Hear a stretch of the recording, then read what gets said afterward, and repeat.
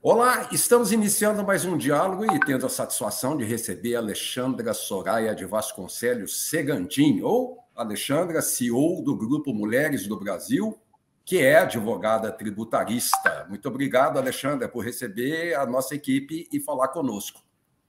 O prazer é todo meu. Muito feliz de estar aqui, muito feliz com o convite e sempre muito bom falar sobre Mulheres do Brasil. Você sabe que chama muito a atenção, né? Eu acho que não é só a mim, mas como a Luísa Helena Trajano, ela tem uma atuação... Bom, explicar por quê. Porque ela fundou o Grupo Mulheres do Brasil e ela tem uma atuação social impressionante e passou pelo lado da política assim que ninguém conseguiu laçar danada. Impressionante isso, né? É verdade, é verdade. O nosso grupo, a Luísa Helena Trajano é presidente do grupo, né? Acho que dispensa apresentação, ela é presidente do conselho do Magazine Luiza, o Magalu, e aí depois quando ela pensou e reunindo com as amigas empresárias, falaram assim, não, a gente tem muito mais para fazer sobre esse país, com o país. Então, nessa busca de transformações sociais, criou-se o Grupo Mulheres do Brasil, primeiro com 40 mulheres, que eram mulheres desde empresárias, grandes empresárias como elas, até menores, e também mulheres de comunidade, que estavam com seus pequenos empreendimentos. E foram formando esse grupo, que hoje já são 111 mil mulheres espalhadas por todo o Brasil, em todo o mundo, de mulheres brasileiras, em todos os continentes. Então, a gente busca, sempre já nasceu assim, como um grupo político. Então, a gente quer transformações políticas, mas apartidário, suprapartidário, porque a gente não quer estar ligado a nenhum partido, a gente quer, sim, que tenham políticas públicas efetivas, que onde a mulher também tenha o espaço de voz e de atuação.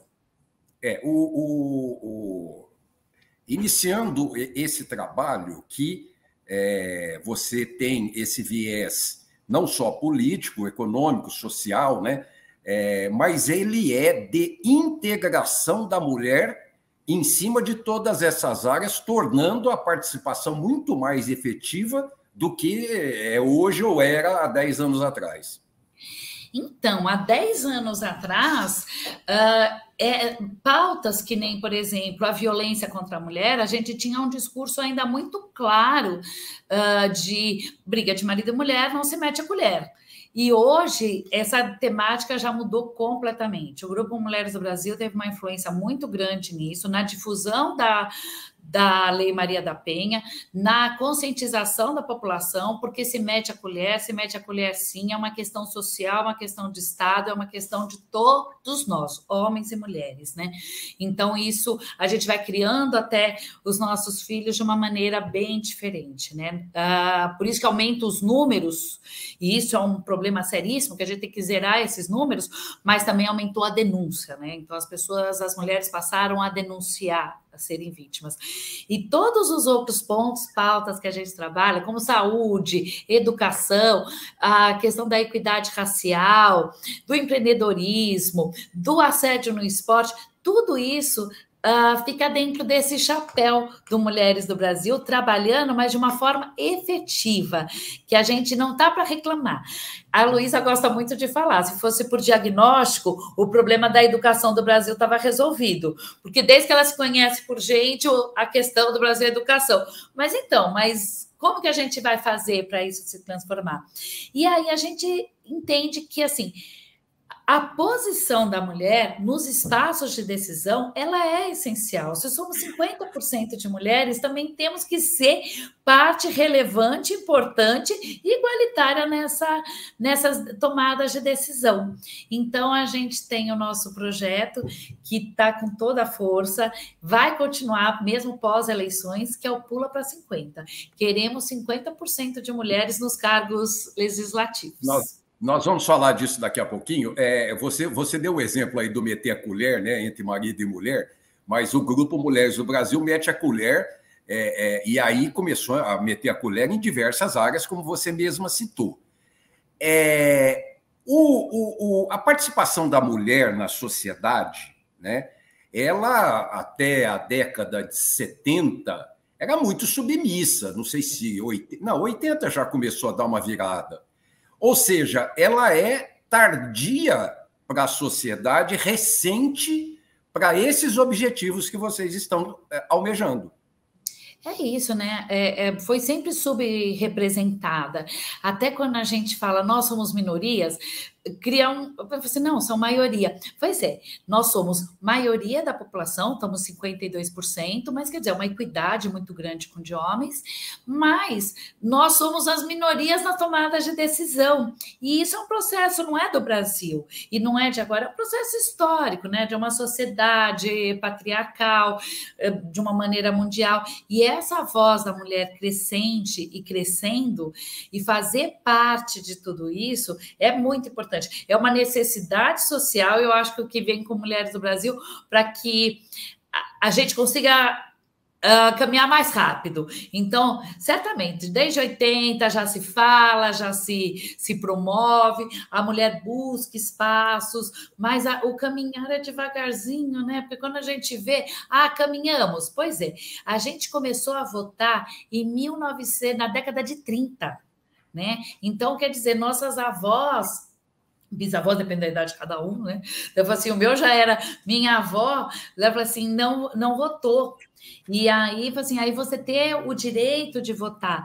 Então, isso de mulheres, de você não ter mais no Código Civil a permissão do homem, quer dizer, para votar, mas se o homem, se fosse uma mulher casada, o marido tinha que autorizar. Então, como nós evoluímos? Mas quando a gente vê hoje como a gente está nos espaços de poder, nós somos assim uma minoria tremenda ainda, tanto nos cargos políticos, se a gente pensar nessas eleições, a gente está com 18% de mulheres, nas câmaras federais, nos municípios, tem 900 municípios sem nenhuma mulher como vereadora, então ainda é um número muito alto.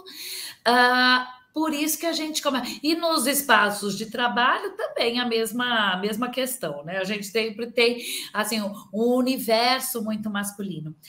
E a diferença salarial. Então, a gente é a favor das políticas de cotas, porque são medidas transitórias, só para a gente avançar mais rápido com a sociedade e assim, vamos chegar em melhores espaços. Você citou 1930, o início do voto. Mas se a gente analisar, em 1916, nós tivemos a primeira mulher eleita para o Congresso americano. Você vê, em 1916, quer dizer, pelo menos 15 anos antes, você já tinha uma mulher. Aí nós estamos enfrentando um atraso do feudalismo brasileiro, né, o feudo masculino, para começar a liberar a partir de 80, vamos dizer assim, e nós temos também a cultura, o problema cultural. Enquanto isso, no primeiro mundo, há muito tempo se tem a participação de mulher nos diversos setores. Como eu citei aqui, a Jeannette Rankin, essa mulher que foi eleita em 1916. Mas ainda é tardia, né? E ainda a gente... Então, se já no mundo é tardio, imagina no Brasil, né? Com todas essas colocações que você colocou. É sempre muito tardio. Nós temos uma sociedade já dentro... Se a gente for pensar, por exemplo, dentro da Revolução Francesa, que daí a gente vem com um modelo mais contemporâneo de sociedade. Aí que você vê os direitos humanos. Os direitos humanos, liberté, igualité, fraternité, tão lindo, não eram para mulheres, eram para homens. E homens brancos. Então, a gente, como esse percurso vai muito devagarzinho, né? Aí você pega um país que nem os Estados Unidos, só em 1900 a revolução assim, aconteceu assim, desde quando a colonização sai da colonização para um regime republicano. Então, a gente tem que correr muito atrás, né? Então, e todos esses países que evoluíram mais rapidamente com sistemas de maior paridade, foram com cotas, tanto cotas em conselho para mulheres, como com cotas para, ou ações afirmativas, né, para alçar mais mulheres, avançar um pouco essa questão histórica, porque só vai pelo voto, só vai caminhando, demora. Quando você fala da Revolução Francesa, vale, eu acho que é importante destacar, né, como era desigual o negócio, porque o rei dormia em quartos diferentes da rainha e longe. Se você olhar o Palácio de Versalhes, né, você vai ver um longe do outro. E fatalmente as outras mulheres, né, não é bigamia, trigamia, poligamia, sei lá, centegamia. Era uma loucura dentro da monarquia, né? Então, ali já se pregava muito essa bagunça toda. Então, e como que a gente como tem uma dificuldade, né? E a parte assim que a gente vai para o mercado de trabalho para as mulheres, a gente começa a avançar muito, né? A entrar no mercado de trabalho, a ter uma participação efetiva, até na sustentação da casa. Quantas mulheres hoje são arrimos de família? Mães solos, ou mesmo que não sejam solos, assim, separadas ou não, só que a gente entrou no mercado de trabalho, só que todas as tarefas que tinham como mulher, que são as afeitas ao cuidado, né, que a gente também continuaram com as mulheres. Então a gente fazia a jornada dupla, tripla, quádrupla, tudo que for, porque assim, os filhos, em regra, né, os cuidados são os da mãe, então que ela é responsável pela alimentação, pela cozinha, a sociedade espera isso dela, aí depois os pais vão envelhecendo, então a mulher que vai dar um jeito para tomar conta, então a gente está sempre assim, num tumulto de a casa é a responsabilidade da mulher, então a gente precisa ir transformando essa sociedade, principalmente para as próximas gerações, porque para as mulheres ficou muito puxado, tantos pratinhos para você manter girando sem cair, porque você quer ser uma boa profissional, você quer ser uma boa mãe, você quer ser uma boa esposa, você quer... E dentro de tudo isso, a gente tem um recorte de todos os gêneros, porque cada um seja o que quiser, né? Então, quer dizer, assim, olha, da mulher trans, da mulher bi, da mulher hétero, de todas as mulheres, e principalmente toda essa carga que já é muito pesada, quando a gente fala da mulher negra, ela aumenta os pratinhos de uma forma muito maior, porque a mulher negra ainda ela tem um preconceito, ela enfrenta esse preconceito, ela enfrenta esse preconceito com os filhos, ela está em condições também socioeconômicas piores, o que alavanca muito a energia dela para manter todos os pratinhos girando. As Potências Negras e Shopper Experience divulgou uma pesquisa realizada com 1.427 mulheres, sendo 69% dessas 1.400 pretas e 24% pardas, ou seja, majoritariamente procurando essas pessoas, não que não tivessem branca.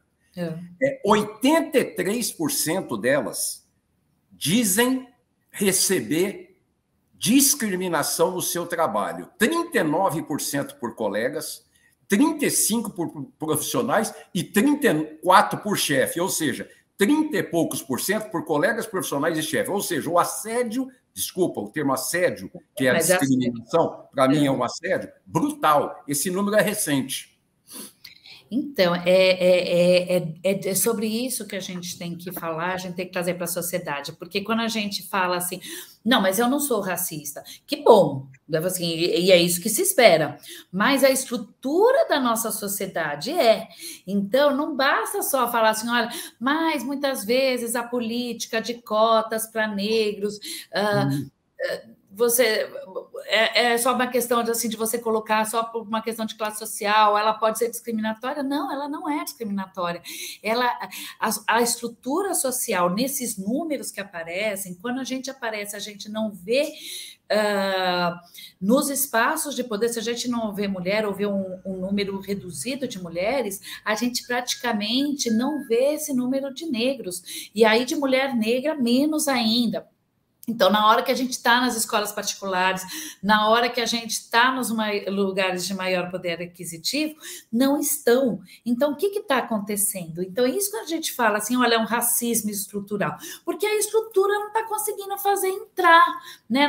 Não tá permitindo, apesar de muitas e muitas e muitas e muitas pessoas não serem racistas, mas só não ser racista não está permitindo que elas entrem. Então, a gente precisa de medidas antirracistas. O que eu ajudo? Como que eu colaboro? Como que eu faço que essa sociedade seja mais diversa? Então, por isso que hoje a gente vê tantos programas de diversidade e como a gente tem uma obrigação também de falar assim, olha, só racista é pouco. Eu também sou antirracista, porque eu falo assim, eu posso fazer mais do que eu faço, né? Porque praticar. E, na verdade, quando a gente fala de cotas, é uma medida, assim, que fala assim, mas nas escolas, nos filhos que não vão na faculdade, porque tem que dividir cotas com aquele... Então, mas é isso, a gente precisa desse espaço, precisa avançar mais, a gente precisa conceder esses espaços, porque é temporário, mas se a gente não trouxer na ponta da pirâmide, não vai ter um olhar específico e claro, e outro se olhar e falar assim, eu posso ir, eu vou. Vamos somar a isso uma mulher vítima de feminicídio no país a cada 2 horas.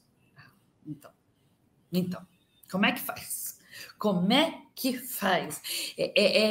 Não entra. Quando a gente começou a ouvir, no começo, as reportagens e começa a sair, porque antes era uma coisa que ficava quase restrita, porque senão era um homicídio. Quando a gente tem a legislação alterando para feminicídio, isso dá nome às coisas, traz clareza do problema e as políticas que precisam ser implementadas. Então, começa assim, reportagens falam assim, nossa, a pessoa assim, vai diminuir, né? Porque não é possível, a pessoa está vendo, está sendo punido, tá? E não diminui, né? Que problema social que a gente enfrenta, o que precisa tanto ser feito. Agora, no dia 4 de dezembro, todos os núcleos do Grupo Mulheres do Brasil, que são 154 núcleos espalhados por todo o país e pelo mundo, vão fazer sua caminhada, né? De combate contra a violência contra a mulher, porque ela exemplifica, ou ela dá corpo assim, em unidade a todo o trabalho que é feito com governo, com outras organizações, para que essa busca com o judiciário, legislativo, para essa busca de falar assim, como resolver esse problema, porque não adianta diminuir, tem que zerar, não é possível que as mulheres morram. Aí, você citou um negócio aí que para mim é fundamental, porque não sei se você se lembra de uma ex-juíza do Rio de Janeiro, Denise Frossard, já foi deputada federal, depois aposentou. Ela combateu o jogo do bicho e o tráfico no Rio de Janeiro, e mulher ameaçadíssima, etc. E ela uma vez ela falou um negócio que era, esse país já tem muita lei, precisa cumprir as leis. Não se cumpre leis. Então, quando surgiu a Maria da Penha, quando surgiu o feminicídio, só que continua acontecendo e os caras, quem comete esses crimes, continuam muito ameno, muito sem recurso. Talvez fosse hora de fazer uma pressão no Judiciário e no Congresso Nacional para que isso fosse mais efetivo, sem recurso, sem ficar recursando a instâncias superiores. Está lá no vídeo, está lá na Câmara, o cara acabou com a mulher, arrebentou a mulher e nada acontece com ele. Sabe que, quem sabe, a gente precise fazer uma campanha nesse sentido, mostrando o que acontece, sim, porque é isso, as pessoas continuam fazendo porque elas não têm medo da punição. Quem sabe seja uma boa alerta, assim, sabe, de a gente contar as histórias do que aconteceu com aqueles fulanos que mataram as suas esposas. O que aconteceu um pouco com aquela família, qual que é o que está... Ou pegar números de índices de de condenações, né? Porque elas estão acontecendo sim. A prisão ela é imediata, mas a mídia fica com o fato contado, e depois a gente não acompanha a história, né? Porque é isso, porque tem tanta notícia, quando você está vendo de um caso de feminicídio, já aparece o próximo, né? E já aparece o próximo. E não obstante, aí o cara comete o feminicídio, aí aparece lá na televisão. Fulano de tal já tem passagem por isso, já tem passagem por aquilo, já tem condenação por isso, por aquilo, e mais feminicídio, e isso revolta, né? Isso é revoltante. Revolta. É muito revoltante. A gente precisa, a sociedade, se mobilizar mesmo para essa pauta, porque não pode continuar mulheres. E quando a gente pensa que não é só no Brasil, nossas mulheres do Brasil que estão em outros países, né? Então, quando elas saem daqui, e o Grupo Mulheres do Brasil no mundo, ele se vê muito nesse papel de ser essa rede de segurança para as mulheres brasileiras que estão fora. Então, tem desde questões como empreendedorismo, como cidadania, como se manter, cada um vai buscando suas questões, mas a questão da violência contra a mulher, ela é praticamente uniforme em todos os núcleos. E elas fazem cartilhas, a gente tem a cartilha, né, de combate à violência, e lá elas têm essa cartilha traduzida para o idioma e com a legislação local. Porque se a mulher aqui, ela no país, ela é vulnerável, extremamente vulnerável, tanto que elas morrem, né, assim, por violência, você imagina no exterior, onde ela sequer consegue, tem uma delegacia da mulher, que muitas vezes ela não sabe o idioma, muitas vezes ela está com um companheiro que é nativo, ela que é estrangeira. E aí, como colocar a questão? E se ela tem um filho de um estrangeiro, se ela sair com a criança, ela vai responder imediatamente por sequestro. E aí a Interpol é imediatamente acionada. Então, olha só a gravidade de um tema que é mundial. Precisamos acabar com a violência contra as mulheres. Você sabe o que precisa? Muitas Nancy Pelosi's para poder pegar o avião, ir lá na Ucrânia, sofrer críticas de um lado, elogios de outro, do partido de oposição, etc. e tal, mas que mostrou a força, a garra de uma mulher, né, a presidente da Câmara dos Estados Unidos, para quem não sabe, e são atitudes muito fortes. Quando você fala na dona Luísa Helena, você fala de uma mulher extremamente forte, uma mulher benquista, uma mulher bem-sucedida, uma mulher que dá a cara a tapa, né? Em cima disso aí. É isso. A Luísa poderia estar tranquilamente, né, como presidente do conselho.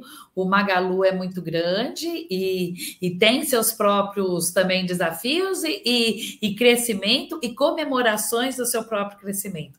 Mas ela enfrentou essa vocação mesmo para uma transformação social. Ela é uma apaixonada pelo Brasil e conseguiu unir mulheres que também têm esse mesmo propósito, né? De como a gente transforma, de como a gente pode fazer parte da solução. A Luísa realmente uma jabuticaba, só tem no Brasil, né? E super especial, porque como que uma mulher com uma trajetória toda dessa ainda se envolve num projeto que começa com 40 mulheres, num período muito curto de tempo, em 10 anos, ela muda a sociedade, ela faz uma marcha inteira de mulheres, no mundo inteiro, em todo o país, para que buscando os mesmos propósitos, trabalhando juntas. Então, assim, é admirável, eu acho que é um caso único no mundo, né, está sendo até, tem uma doutoranda da Suíça que já fez um trabalho muito grande contando sobre o Magalu como um exemplo de mulher assim que não tinha empresária nesse porte, conseguindo fazer esse salto tão elevado. E aí ela conta... agora ela quer contar do Mulheres do Brasil, porque também é um caso único que se tem, assim, de uma mulher conseguir reunir tantas mulheres no mundo inteiro, no Brasil inteiro, para conseguir buscar e trabalhar juntas por várias e várias pautas, porque somos 20 pautas trabalhando para transformações sociais. Alexandre, eu quero te agradecer. Conte com a gente, né? Eu acho que é muito importante, fazer chegar na população, nas autoridades, de uma maneira geral, esses princípios, esses objetivos, e nós estamos aqui à sua disposição. Você, sempre que precisar, conte conosco, nós estamos aqui, e foi um prazer falar com você e te agradecer imensamente por essa ajuda e colaboração. Imagina, eu que agradeço a gente ter espaço para contar do Mulheres do Brasil e também quero aproveitar para mandar um beijo para todos que estão nos assistindo e convidar as mulheres que são... Um beijo para as nossas mulheres do Brasil que estão nos vendo, mas assim, um beijo e um convite especial para quem não é Mulheres do Brasil, entra no nosso site, é grupomulheresdobrasil.org.br, tem o Junte-se a Nós. Lá você vai entrar, você vai fazer parte dessa comunidade, a gente tem uma rede própria, Workplace, onde que você vai conhecer e entender tudo que é Mulheres do Brasil e seguimos juntas. Legal. Pessoal, muito obrigado. Semana que vem a gente está de volta. Até lá.